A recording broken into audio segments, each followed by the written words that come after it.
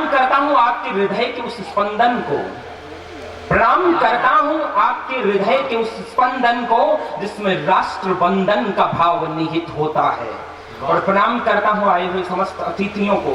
और बात आरंभ करता हूं दोस्तों, मैं किसी राजनीतिक पार्टी का प्रवक्ता नहीं, मैं किसी संगठन का, और चाहता हूं कि आप सभी राजनीतिक चश्मा और लबादों को उतार कर मेरी कविता सुनने की कोशिश करेंगे तो आपको ज्यादा आनंद आएगा। एक टिप्पणी सौंप देता हूं मैं, उस टिप्पणी पे यदि पूरे पांडाल साहब व्यवधान पैदा न करे, कृपया आपसे निवेदन करता हूं सामने।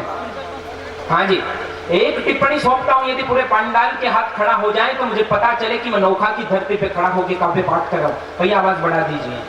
हाँ साहब, ये राजस्थान की धरती है और मैं शेखावाटी की धरती से आया हूं यहाँ नौखा। हमारी झुंझुनों में अभी एक बीजेपी के मंत्री आए थे, केंद्रीय मंत्री चौधरी वीरेंद्र सिंह।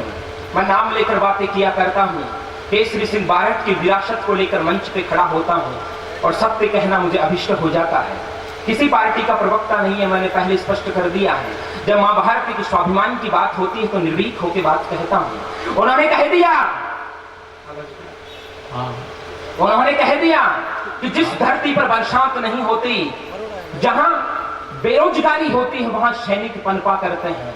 जहां बरसात नहीं होती वहां सैनिक पनपा करते हैं। चाहता हूं पीछे तक हाथ खड़े हो जाएं।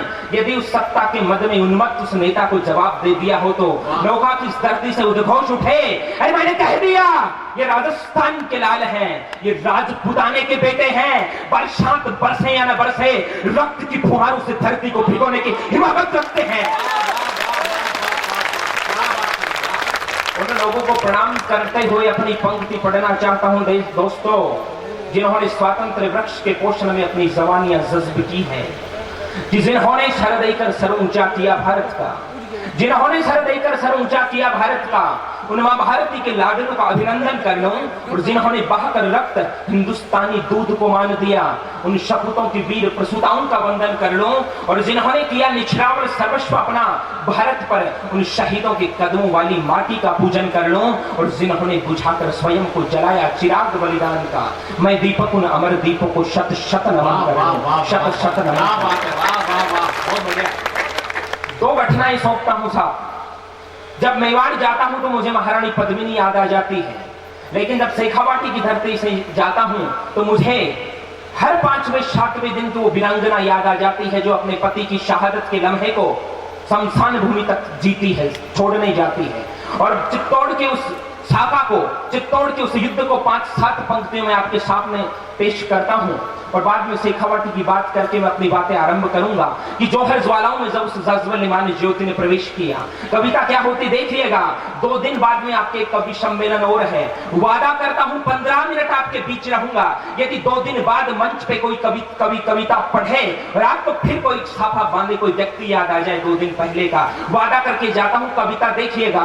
बाहर युद्ध चल रहा है, अंदर पद्मिनी अपनी रानियों के साथ जौहर में प्रवेश कर रही है। 6 पंक्तियां सौंपता हूं, यदि रोंगटे खड़े हो जाएं तो हाथ खड़े कर देना कि जौहर ज्वालाओं में जब उस जज्बा-ए-ईमान ज्योति ने प्रवेश किया, कवि क्रतु की कांति भी क्रांत होने लगी। अरे तेज पुंज में दिव्य पुंज का प्रवेश हुआ, प्रादुर्भूत प्रकाश के प्रभाव से दिवाकर की दीप्ति भी मध्यम पड़ने लगी और युवांगनाओं के क्षतित प्रताप से अग्नि भी तप्त होने लगा, युवांगनाओं के क्षतित प्रताप से अग्नि भी तप्त होने लगा। अरे कवि क्रतु की क्रांति झटकारों से विधि का सिंहासन डोल उठा और धरती के उस हृदय विदारक दृश्य से दर्पित होकर वो मर्माहत शेष भी भय से त्राही बोल उठा। भीतर ज्वालाओं में आहुति यौवन की थी, भीतर ज्वालाओं में आहुति यौवन की थी। बाहर युद्ध ऋषियों का अविरल हर हर का मंत्रोच्चार था। रणचंडी भर भर खप्पर रक्त सोम का पान करती, राजसूय अश्वमेध की परंपराओं से आज यह बलिदान यज्ञ महान था। जब तक थी शरीर में रक्त की अंतिम बूंद, केशरिया का मान बढ़ाते रहे। अंतिम पंक्ति में उद्घोष उठे, अरे जब तक थी शरीर में रक्त की अंतिम बूंद, केशरिया का मान बढ़ाते रहे। और मेवाड़ी मान पर इठलाकर वो दीवाने निछावर में जीवन धन लुटाते रहे। और आज इन अजब गजब दीवानों की दिल लगी देखकर देवता खुद के देवत्व पर शर्माते रहे। लेकिन साथ जब शेखावाटी की धरती से जाता हूं तो मेरी जिम्मेदारी बनती कुछ गंभीर कविताएं पढ़ने की कोशिश करता हूं। जिम्मेदारी पड़ती कि मैं बात कहां से आरंभ करूं। तो मैं उन्हीं मंत्री को जवाब देता हूं और अपनी माटी का चित्रण करता हूं आप नोखा के वासिंदों के सामने कि वाह माटी शेखावाटी की है, वंदन कर लो, शीश झुका लो, कर लो सरज को मस्तक पे धारण। विवाह की प्रथम रात्रि जवान शहादत दे देता है। क्या भाव रहे होंगे। अपने पति को एक वीरांगना क्या पत्र लिखती है कि वाटी शेखावाटी के है, वंदन कर लो, शीश झुका लो, कर लो उस रज को मस्तक पे धारण। अरे करगिल पर जब दुश्मन चढ़ाया था उस मिट्टी के बेटों ने शीश चढ़ाए थे। करगिल पर जब दुश्मन चढ़ाया था उस मिट्टी के बेटों ने शीश चढ़ाए थे। उस धरती की वीर सुताओं ने बलि वेदी पे शीश फूल मिटाए थे। अरे गीली मेहंदी के नाजुक हाथों से बहुत दफा सपनों की चिता जलाई थी। हृदय की गहराइयों से पंक्तियां सुनिएगा कि गीली मेहंदी के नाजुक हाथों से बहुत दफा सपनों की चिता जलाई थी और बंदूकों बीच रणखेत खड़े प्रियवर को आंसू पीकर रुधिर लिखित पाती भिजवाई थी कि तुम मेरी चिंता न करना, दुश्मन से भिड़ जाना। जवाब देता हूं कि तुम मेरी चिंता न करना, दुश्मन से भिड़ जाना। अरे मैं विधवा होकर भी अमर सुहागन कहलाऊंगे और आने वाले अंश तिहारे को, गर्भस्थ अंश तिहारे को तेरी वीर कथा बतलाकर सेना में भिजवाऊंगा। इन संस्कारों को जीती है ये धरती। और वो वीरांगना क्या कहती है कि शौर्य के सुनहरे सितारों से तुम मेरी मांग में अमर सिंधु भर जाना। शौर्य के सुनहरे सितारों से तुम मेरी मांग में अमर सिंधु भर जाना। 16 श्रृंगार सजो सजना, दुल्हन का वेश धरूंगी। अरे माँ बाप की छाती फूले, जयकारों से गूंजेगा घर अपना और सारा गांव गर्व करेगा तुझ पर। छोटे बड़े लोगों के लब से एक ही नारा गूंजेगा, जब तक सूरज चांद रहे अंबर में अपना लाल अमर रहेगा। तो फिर तुम क्यों चिंता करते हो। अंतिम पंक्ति सोचता हूँ क्या कहती है, तो फिर तुम क्यों चिंता करते हो मेरे वैधव्य की। चुपके सांझ को छत पर चली आऊंगी और आकाश के उस चमकीले तारे में तुझको निरखूं सजना। तेरी पाती को छाती से लगाकर प्रेम दीवानी बन जाऊंगी। इन संस्कारों को ये धरती जीती है। लेकिन साहब जब शहादत का अपमान होता है, जब कोई ओबीसी खड़ा होकर कह देता कि मैं भारत माता की जय नहीं बोलूंगा, जब जेएनयू से राष्ट्र विरोधी बातें उठती है, वो भी किस दिन। आपको एक दृश्य पेश करता हूं। हमारे कश्मीर की सुरक्षा में हिमालय से 6 जवान, 5 जवान बर्फ में दबकर अपने इंतकाल को प्राप्त हो गए। 6वां जवान हनुमान थप्पा, शायद आप उसे भूले नहीं होंगे, वो दिल्ली आया था। उसी दिन जेएनयू में राष्ट्र विरोधी नारे लगे थे। तो साहब -55 डिग्री में जो व्यक्ति 5 दिन तक जिंदा रहा, हॉस्पिटल में तमाम सुविधाएं मिलने के बाद वो कैसे छोड़कर चला गया साहब। मैं बता देना चाहता हूं वो व्यक्ति नहीं मरता, लेकिन वो दिल्ली की उन हवाओं में जिंदा नहीं रह सकता था जिनमें देशद्रोह की गंध घुल चुकी थी। कुछ गंभीर बातें करता हूं, हाथ खोलने का प्रयास करना कि जिंदा दिल जवान जज्ब हुए हिम घाटी में, कि जिंदा दिल जवान जज्ब हुए हिम घाटी में, प्राणों की कीमत पर बलिदान खाती का मान रखा। लेकिन साहब दुख कब होता है जब भारत की राजनीतिक सत्ता उस कन्हैया के पक्ष में बोलती है और कांग्रेस पार्टी के उपाध्यक्ष राहुल गांधी जाकर पक्ष में बात करते हैं, कहते हैं कि बच्चों ने जो महसूस किया वो बोला, बच्चों ने जो महसूस किया वो बोला। अरे बच्चों ने तो यह महसूस किया था कि भारत की बर्बादी तक जंग रहेगी जारी। कश्मीर भी मांगे आजादी, आसाम भी मांगे आजादी, केरल भी मांगे आजादी। तो साहब लोगों ने मुझे पूछा कि ये कैसे कह दिया, तो मैंने एक उत्तर दिया था उस समय, भारत के डीएनए में देशभक्ति होती है, भारत के डीएनए में देशभक्ति होती है। और एक गंभीर टिप्पणी सौंपता हूं। लोगों ने पूछा तो फिर राहुल गांधी ने कैसे कह दिया ऐसी बात, तो मैंने पुनः कह दिया, केवल भारत के डीएनए में देशभक्ति। साहब जिंदा दिल जवान जज्ब हुए हिम घाटी में, प्राणों की कीमत पर बलिदानी छाती का मान रखा और सूर्य की उबाल से ताल काल के बिंब को हिमशैया पर सोकर भी सेवा के विश्व व्रत का भान रखा और धीर केहरी वीर अटल ध्रुव की भांति अडिग हुआ। विश्वास विजेता होने का वंदे मातरम का प्रतिपल उच्चारण था। सांसों के तारों से प्रतिपल झंकार उठी, शहादत की वेला पर यह वीर का वासंती मधुबन था। अरे अपने दम पर तो जिंदा लौटा, अपने दम पर तो जिंदा लौटा। हिमाद्री की भांति अविचल अनवरत अडिग समाधि थी, दुआओं के बल पर जीने दिल्ली आया। उस फौलादी से भिड़ जाए नहीं ऐसी कोई भयंकर व्याधि थी। अरे हनुमत तुम मरते नहीं मालूम मुझे। अंतिम पंक्ति में जवाब दे दिया हो तो उद्घोष उठे, हनुमत तुम मरते नहीं मालूम मुझे। अरे मारा तुम्हें उन निकम्मे बुद्धिजीवी नमक हरामों ने, हिंदुस्तानी जन के धन से पड़ने वाली हाफिज सईद के नाजायज औलादों ने।